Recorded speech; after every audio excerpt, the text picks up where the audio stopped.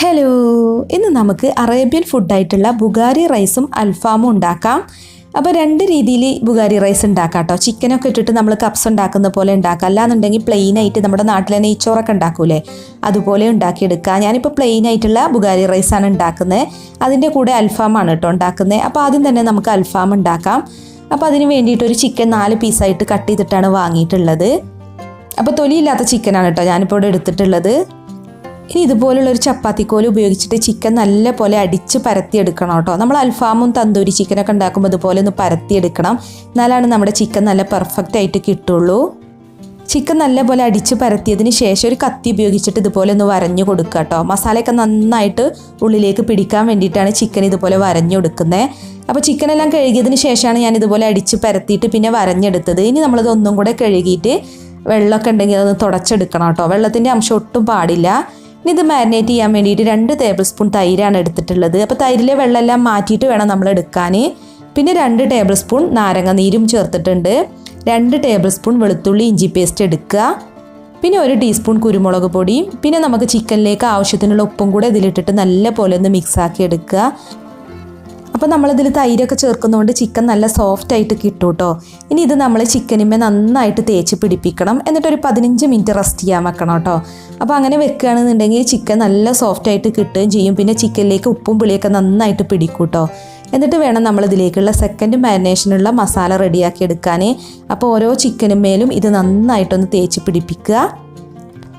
അപ്പോൾ ഞാൻ എല്ലാം ഇതുപോലെ ചെയ്തിട്ടുണ്ട്. ഇനി നമുക്കൊരു 15 മിനിറ്റ് ഇത് റെസ്റ്റ് ചെയ്യാൻ വേണ്ടിയിട്ട് വെക്കാം. ഈ സമയം കൊണ്ട് നമുക്ക് ഇതിലേക്കുള്ള രണ്ടാമത്തെ മാരിനേഷൻ റെഡിയാക്കാം. അപ്പോൾ അതിന് വേണ്ടി ഒരു തക്കാളിയുടെ പകുതി, ഒരു സവാള, പിന്നെ ഒരു പച്ചമുളക് എടുത്തിട്ടുണ്ട്. അപ്പോൾ സവാളയും തക്കാളിയും ചെറിയ പീസായിട്ട് കട്ട് ചെയ്തിട്ട് മിക്സിയുടെ ജാറിലേക്ക് ഇട്ട് കൊടുക്കുക.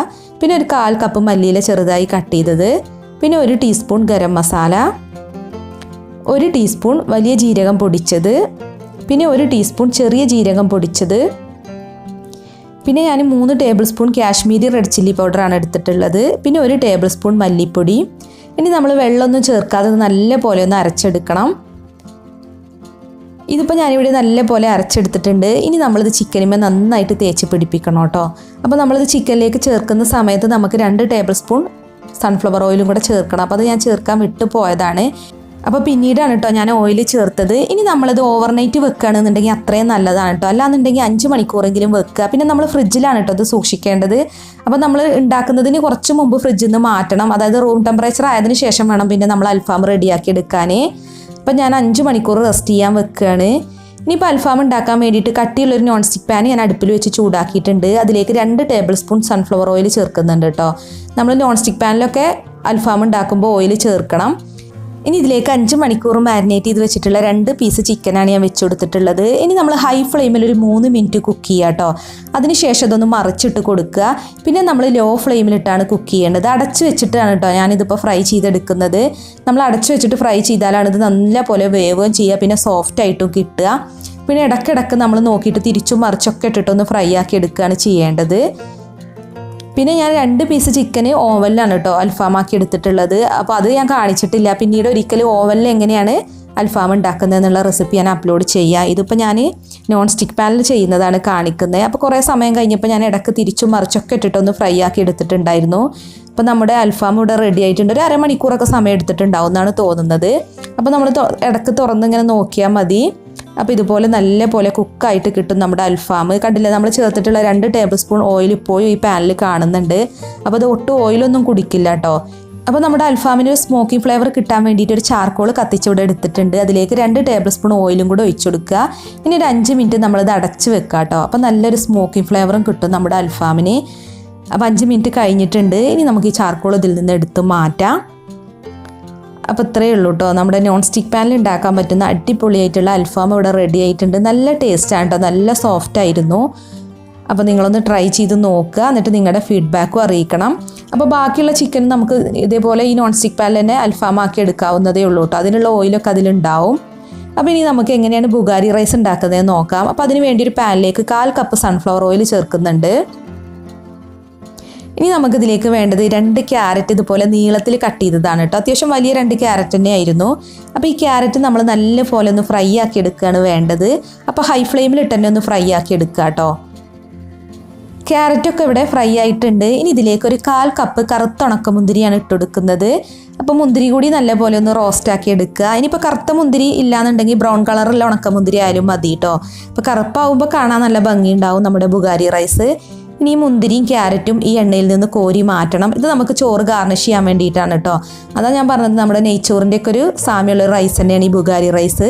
ഇനി അതേ ഓയിലോട്ട് ഒരു മീഡിയം വലിപ്പത്തിലുള്ള സവാള അതുപോലെ നേരിയതായിട്ട് കട്ട് ചെയ്തത് ചേർത്തിട്ടുണ്ട്. ഇനി ഇത് നല്ല പോലെ ഒന്ന് വഴറ്റിയെടുക്കുക. അപ്പോൾ സവാളയൊക്കെ ഇപ്പോൾ ഇവിടെ നല്ലൊരു ബ്രൗൺ കളറായി വന്നിട്ടുണ്ട്. ഇനി ഇതിലേക്കൊരു ക്യാരറ്റ് ഇതുപോലെ നീളത്തിൽ ചെറുതായിട്ട് കട്ട് ചെയ്തതും കൂടെ ചേർത്ത് വഴറ്റിയെടുക്കുക. അപ്പോൾ ബുഗാരി റൈസിൻ്റെ ഒരു പ്രത്യേകത നമ്മൾ നന്നായിട്ട് ക്യാരറ്റ് ചേർക്കുന്നുണ്ട് കേട്ടോ, അതുതന്നെയാണ്. പിന്നെ ഒരു ചെറിയ കഷ്ണം പട്ട, പിന്നെ 3 ഏലയ്ക്ക 3 ഗ്രാമ്പു എടുത്തിട്ടുണ്ട്, പിന്നെ 1 ടീസ്പൂൺ ചെറിയ ജീരകം. അപ്പോൾ ഇതിൽ സ്പൈസസ് ഒക്കെ വളരെ കുറവാണ് കേട്ടോ ചേർക്കുന്നത്. ഇനിയിപ്പോൾ നിങ്ങൾക്ക് നല്ല സ്പൈസസ് ചേർക്കാൻ താല്പര്യം ഉണ്ടെങ്കിൽ ചേർക്കുകയൊക്കെ ചെയ്യാം. പിന്നെ മെയിനായിട്ട് വേണ്ടത് ടൊമാറ്റോ പേസ്റ്റ് ആണ് കേട്ടോ. അപ്പോൾ 2 ടേബിൾ സ്പൂൺ ടൊമാറ്റോ പേസ്റ്റ് ഞാൻ ഇതിലേക്ക് ചേർത്തിട്ടുണ്ട്. ഇപ്പോൾ ടൊമാറ്റോ പേസ്റ്റ് ഇല്ലാന്നുണ്ടെങ്കിൽ ടൊമാറ്റോ സോസ് ഉണ്ടല്ലോ, അത് ചേർത്താലും മതി. പിന്നെ 2 പച്ചമുളക് ഇട്ട് കൊടുക്കുന്നുണ്ട്. പിന്നെ അടുത്തതായിട്ട് വേണ്ടത് തക്കാളിയാണ് കേട്ടോ. അപ്പോൾ ഒരു വലിയ തക്കാളി ഇതുപോലെ മിക്സിയുടെ ജാറിലിട്ട് പേസ്റ്റ് ആക്കിയിട്ടാണ് ചേർക്കുന്നത്. അപ്പോൾ തക്കാളി പേസ്റ്റ് ആക്കിയിട്ട് വേണം നമ്മൾ ചേർക്കാൻ. ഇനി തക്കാളിയുടെ പച്ചച്ചുവ മാറുന്നത് വരെ നമ്മൾ വേവിക്കണം. അപ്പോൾ അതിന് വേണ്ടിയിട്ടൊന്ന് അടച്ച് വെക്കാം. ഒരു 3 മിനിറ്റ് ലോ ഫ്ലെയിമിലിട്ടൊന്ന് വേവിച്ചെടുത്താൽ മതി. അപ്പോൾ തക്കാളിയുടെ പച്ചച്ചുവയൊക്കെ ഇപ്പോൾ ഇവിടെ മാറിയിട്ടുണ്ട്. ഇനി നമ്മളിതിലോട്ട് വെള്ളം ചേർക്കണം കേട്ടോ. ഞാനിപ്പോൾ 5 കപ്പ് നല്ല തിളച്ച വെള്ളമാണ് ചേർക്കുന്നത്. നമ്മൾ 3 കപ്പ് റൈസ് എടുക്കുമ്പോൾ 5 കപ്പ് വെള്ളമാണ് കേട്ടോ ചേർക്കേണ്ടത്. 1 കപ്പിന് 1.25 കപ്പ് എന്ന രീതിയിലാണ് വെള്ളം എടുക്കേണ്ടത്.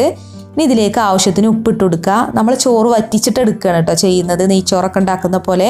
അപ്പോൾ ഞാനിപ്പോൾ 3 കപ്പ് സെല്ല വൈറ്റ് ബസ്മതി റൈസാണ് എടുത്തിട്ടുള്ളത്. ഇത് 1 മണിക്കൂർ വെള്ളത്തിൽ കുതിർത്തതിന് ശേഷമാണ് ഊറ്റിയെടുത്തിട്ടുള്ളത്. അപ്പോൾ വെള്ളമെല്ലാം ഊറ്റി കളഞ്ഞതിന് ശേഷം വേണം നമ്മളിതിലേക്ക് ഇട്ടിട്ട് വേവിച്ചെടുക്കാൻ. അപ്പോൾ 3 കപ്പ് റൈസിന് 5 കപ്പ് തിളച്ച വെള്ളമാണ് എടുത്തിട്ടുള്ളത്. ഇനി നമ്മളിത് അടച്ച് വെച്ചിട്ട് ആദ്യം ഹൈ ഫ്ലെയിമിൽ 5 മിനിറ്റ് ഒന്ന് വേവിക്കുക. 5 മിനിറ്റ് കഴിഞ്ഞതിന് ശേഷം പിന്നെ നമ്മൾ ലോ ഫ്ലെയിമിൽ ഇട്ടാൽ മതി കേട്ടോ.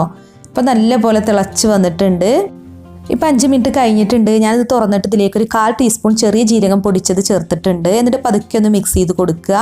ഇനി നമ്മൾ ഈ തവി ഉപയോഗിച്ചിട്ട് ഇതിന് നല്ല പോലെ ഒന്ന് ഹോൾസ് ഉണ്ടാക്കി കൊടുക്കണം കേട്ടോ. ഈ ചോറിൻ്റെ മുകളിൽ ഇതുപോലെ ഹോൾസ് ഉണ്ടാക്കി കൊടുക്കുക. അപ്പോൾ നമ്മുടെ ചോറ് നന്നായിട്ട് കറക്റ്റായിട്ട് വേവാൻ വേണ്ടിയിട്ടാണ് ഇങ്ങനെ ചെയ്യുന്നത്. ഇനി ഇത് അടച്ച് വെച്ചിട്ട് ലോ ഫ്ലെയിമിലിട്ട് കുക്ക് ചെയ്താൽ മതി. അപ്പോൾ ഒരു 15 മിനിറ്റ് ഒക്കെ വേണ്ടി വരും ഇത് ഫുള്ളായിട്ട് കുക്കാവാൻ. ഇടയ്ക്കൊന്ന് തുറന്ന് ഇളക്കി കൊടുത്താൽ മതി കേട്ടോ. അപ്പോൾ ഒരു 15 മിനിറ്റ് കഴിഞ്ഞതിന് ശേഷമാണ് ഇപ്പോൾ ഞാനിത് നോക്കുന്നത്. വെള്ളമെല്ലാം കംപ്ലീറ്റ് വറ്റിയിട്ടുണ്ട്. ഇപ്പോഴും ചെറിയൊരു വെള്ളത്തിൻ്റെ അംശമുണ്ട്. അത് നമ്മൾ ഫ്ലെയിം ഓഫ് ചെയ്തതിന് ശേഷം അടച്ച് വെച്ചാൽ മതി കേട്ടോ. അപ്പോൾ കംപ്ലീറ്റ് ആയിട്ട് വറ്റി കിട്ടും. ചോറൊക്കെ ഇപ്പോൾ നല്ല പോലെ കുക്കായിട്ടുണ്ട്. വേറിട്ട് തന്നെയാണ് നിൽക്കുന്നത് റൈസൊക്കെ. അപ്പോൾ നമുക്കിനി ഫ്ലെയിം ഓഫ് ചെയ്തിട്ട് ഇത് അടച്ച് വെക്കാം. എന്നിട്ട് ഇത് മാറ്റി വെക്കാം കേട്ടോ. അരമണിക്കൂറിന് ശേഷം സെർവ് ചെയ്താൽ മതി. അപ്പോൾ നമ്മുടെ ബുഗാരി റൈസ് ഞാനിപ്പോൾ ഒരു സെർവിങ് പ്ലേറ്റിലോട്ട് മാറ്റുകയാണ്. കണ്ടില്ലേ, നല്ല പെർഫെക്റ്റ് ആയിട്ട് കിട്ടിയിട്ടുണ്ട് റൈസൊക്കെ. പിന്നെ നമ്മളിത് സെർവ് ചെയ്യുമ്പോൾ മയോണൈസും സലാട്ടഹറയും ചേർത്തിട്ടാണ് കേട്ടോ ഈ റൈസ് സെർവ് ചെയ്യുക. അല്ലാതെ ഇതിലേക്ക് കറികളൊന്നും ആവശ്യമില്ല. അപ്പോൾ നമ്മൾ റെഡിയാക്കി വെച്ചിട്ടുള്ള അൽഫാം ഞാനിതിൻ്റെ മുകളിലേക്ക് വെച്ചിട്ടുണ്ട്. പിന്നെ എല്ലാ അറബിക് റൈസും സെർവ് ചെയ്യുന്ന പോലെ തന്നെയാണ് ബുഗാരി റൈസും. നമ്മളിതിൻ്റെ കൂടെ ടൊമാറ്റോ ചട്നിയും അതുപോലെ മയോണൈസും മിക്സ് ചെയ്തിട്ടാണ് കേട്ടോ കഴിക്കുക. അല്ലാതെ പ്രത്യേകിച്ച് കറികളുടെ ഒന്നും ആവശ്യമില്ല. പിന്നെ ഇതിലേക്ക് അൽഫാം തന്നെയാണ് ബെസ്റ്റ് കോമ്പിനേഷന്.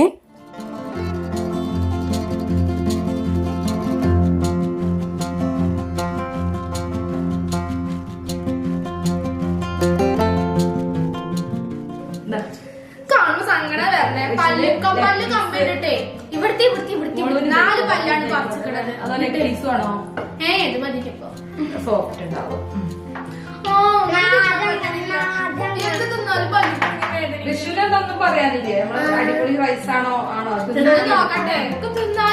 നമ്മളെന്ത് ചെയ്യാ, 2 സോസ് വെച്ചിട്ട് ഇങ്ങനെ കുഴച്ച്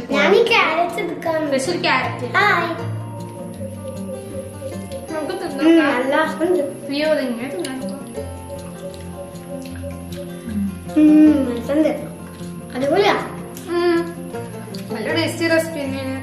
ടേസ്റ്റി റൈസാണ്. ചോറിനെ കഴിക്കുമ്പോ മുന്തിരി ഇങ്ങനെ കടിക്കാൻ കിട്ടും. അപ്പൊ നല്ല ടേസ്റ്റ് ആണ്. കടിക്കാൻ കിട്ടുമ്പോ നല്ല ടേസ്റ്റ് ആക്കട്ടെ. കടിക്കുമ്പോ നല്ല വേദനയാണ്. നമുക്ക് പല്ല് ശരിയല്ലാത്തോണ്ടല്ലേ. പിന്നെ ക്യാരറ്റ് ഫ്രൈ ചെയ്തതൊക്കെ ഇങ്ങനെ കടിക്കുമ്പോ നല്ല ടേസ്റ്റാ. നല്ല ടേസ്റ്റ് ഉണ്ട്. ഒരു വെറൈറ്റി അറബിക് റൈസ്.